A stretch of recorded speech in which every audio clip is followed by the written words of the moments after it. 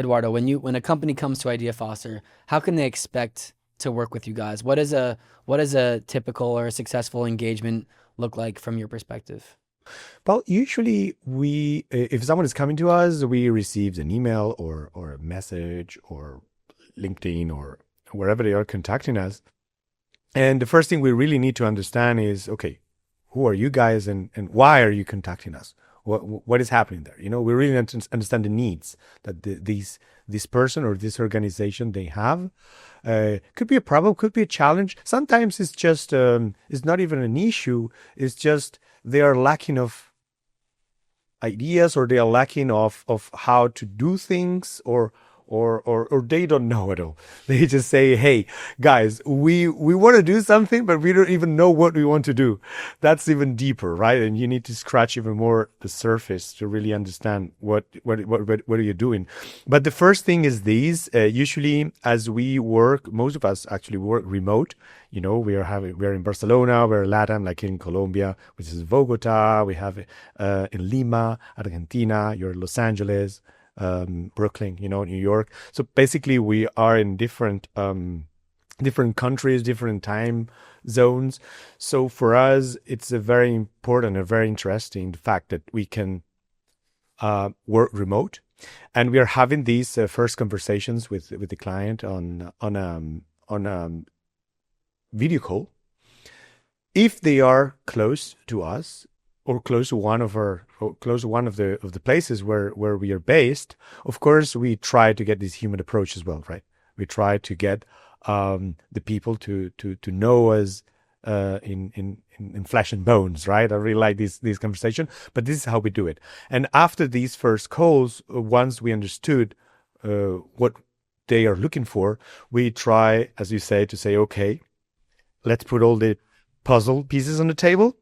Let's try this Hollywood new film that we need to build up. And for them, because we cannot take a puzzle from another company or from another challenge. No. It's a different one. Maybe we're going to reuse some of the pieces, but the first thing we do is just we splatter everything there and we say, okay, we need just this. We put all this together, and then we say, guys, for you, what you need is this. And then we just offer these, which is like the proposal that we are creating for them.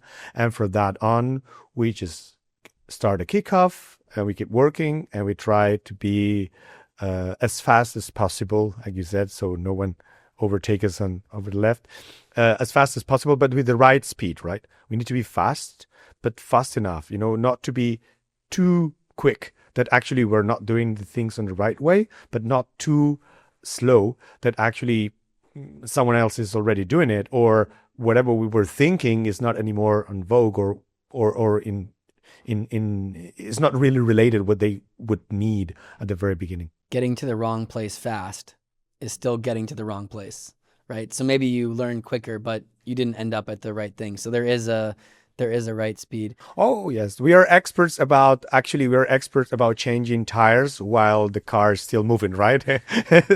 So, but that's the thing, right?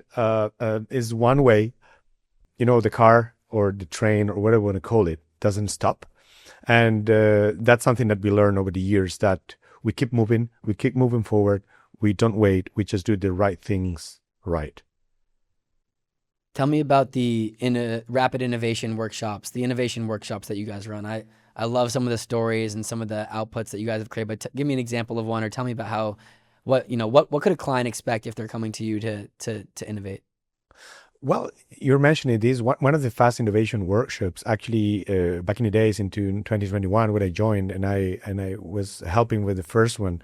I was part of this team that we are in the background, just building up things.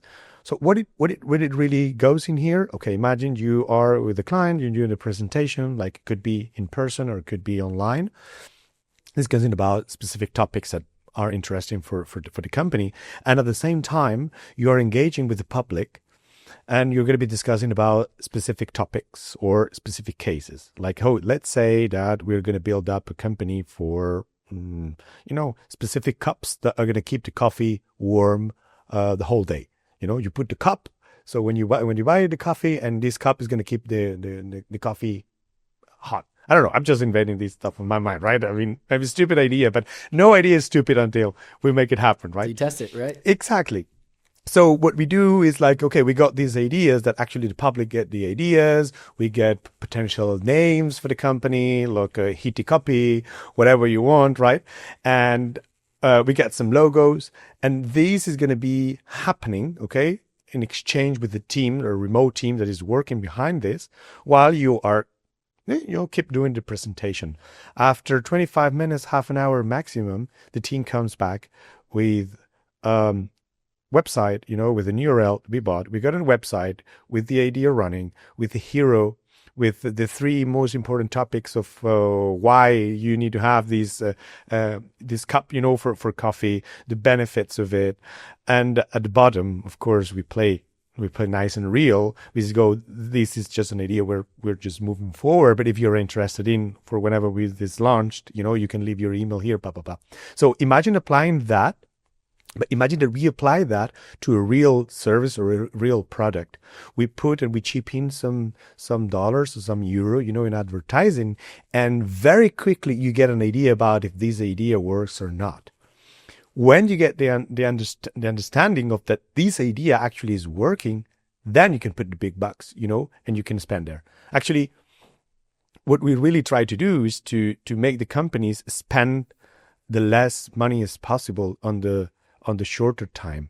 They're going to do it because somehow if you're going to innovate, you want to create things, you want to build things, you need to spend money. But we're going to try, for them not to put all the money on the red. Why you're putting money on the red? No, because I like red. No, you need to put money where your clients are going to be. So we help you understand that maybe it's red or maybe it's 22 or maybe it's black, but we're going to try to help you where to put this money. And this is part of this fast innovation session that we say that in 30 minutes we're able to do that. Imagine what we can do in the 3 months working together with different challenges and A/B testing different type of information. Yeah, your ability to spin up multiple websites with multiple branding, put them out. I was so impressed to hear that within one day, right? 3 different brands, 3 different logos, 3 different colors, 3 different websites, and that day you're putting some marketing dollars behind all 3 to see which drive traffic, which drive conversion. Yeah, it's impressive. It's not about what we think that the my customer wants. It's what they really want. You really need to understand that. And this is, for us, this is basics. That's a hard learning, right? For a lot of people to know that what they think they want, they may not want. And what they think their customers want, they don't know until, right, the numbers can people can vote with their feet. Yes, as we were mentioning before, most of the companies sometimes what they say is like, oh, no, but I like this like this. Why? No, we always did it like that, We are doing this for years and it's working. Okay, it's working, but do you know the consequences that potentially if you don't innovate when you are going to die at some point as a company? And there are numbers about these, about, when a company potentially is going to die if they only innovate. It's only a matter of time. Of course. Before someone else sees what you're doing is working and they say, okay, I see that working. Now, how could I try to beat that by just doing one little thing different, right? And sometimes it's not much. Sometimes in the app world, right, it's just a better user experience, right? It's just that's where Kayak got overtaken, right? They were OTAs, and then Kayak was able to put out their website, and with a better user experience, they were able to beat all of those OTAs very quickly. Same exact service, slightly better user experience.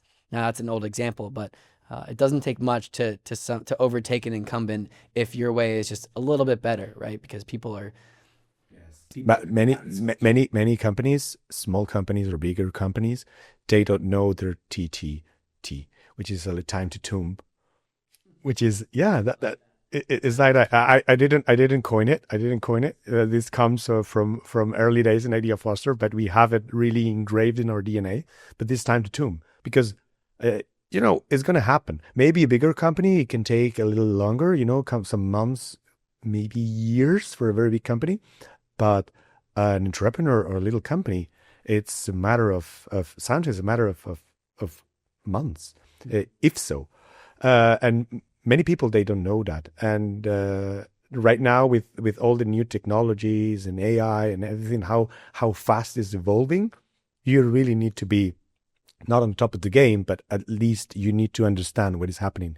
And this is why it's so important is having these learnings about everything in the market. Any company that thinks they are invincible is the only company that's surely to die, right? Because Exactly. Those are the first ones, actually.